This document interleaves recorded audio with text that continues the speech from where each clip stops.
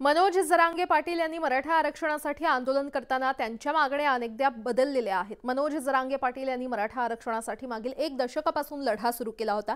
पाहुयात त्यांचा लढा आणि बदललेल्या मागण्यांचा हा रिपोर्ट।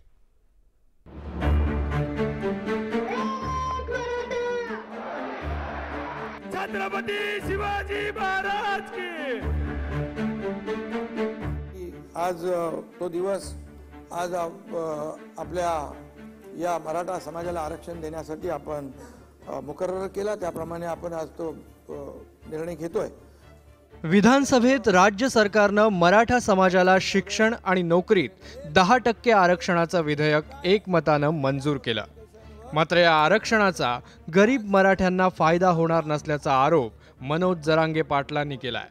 सगळे सोयऱ्यांची अंमलबजावणी करा या मागणीवर जरांगे ठाम आहे। जी मागणी केली नव्हती ती मागणी मान्य करण्यात आली असा आरोप मनोज जरांगे पाटलांनी केलाय। ज्याच्यासाठी गांभीर्य घेण्याची आवश्यकता नव्हती, ज्याच्यासाठी ज्या मागणीसाठी उठावच नव्हता, ज्या मागणीपासून सरकारला काही धोकाच नव्हता, ती मागणी तुम्ही मंजूर केली।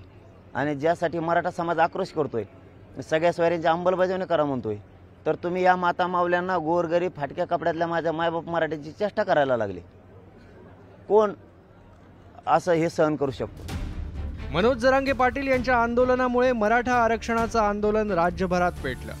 1 सप्टेंबर 2023 ला जालन्याच्या अंतरवली सराटीमध्ये पोलिसांनी लाठीचार्ज केला आणि त्यानंतर राज्यभरातील मराठा समाज प्रचंड संतप्त झाला।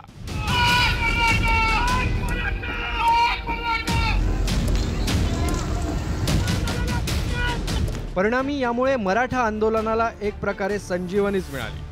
मनोज जरांगे पाटील यांची दखल घेणं सरकारला भाग पडलं।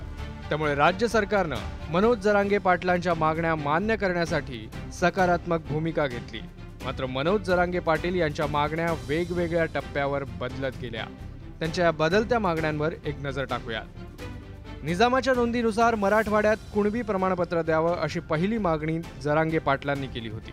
त्यानंतर मराठवाड्यातील मराठ्यांना सरसकट कुणबी प्रमाणपत्र द्यावं अशी मागणी करण्यात आली। निजामाच्या नोंदी तपासून मराठा आणि कुणबी एक आहेत हे सिद्ध करावं अशी भूमिका त्यानंतर जरांगेंनी घेतली। त्यानंतर पुन्हा एकदा जरांगे पाटलांनी त्यांची मागणी बदलत अखंड महाराष्ट्रामधील सगळ्या मराठ्यांना कुणबी सर्टिफिकेट द्यावं अशी मागणी केली आणि त्यानंतर ओबीसीतून आरक्षण देण्याची मागणी जरांगेंनी केली। या मागणीनंतर वेगळा प्रवर्ग करून आरक्षण द्यावं ही मागणी देखील जरांगे पाटलांनी केली।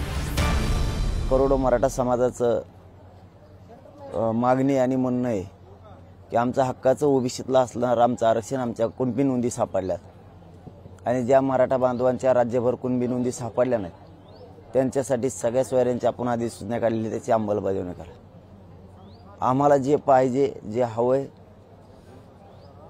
ते आम्ही मिळवणार आहेत। मग तिथं आंदोलनाची घोषणा सुद्धा आम्ही उद्या करणार आहोत।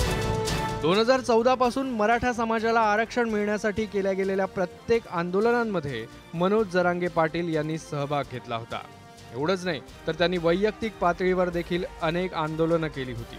मात्र गेल्या 6 महिन्यात आरक्षणाचा लढा तीव्र करत असतानाच मनोज जरांगे पाटील यांनी त्यांच्या आरक्षणाच्या मागणीच्या भूमिकाही बदलल्याचं स्पष्ट होत आहे।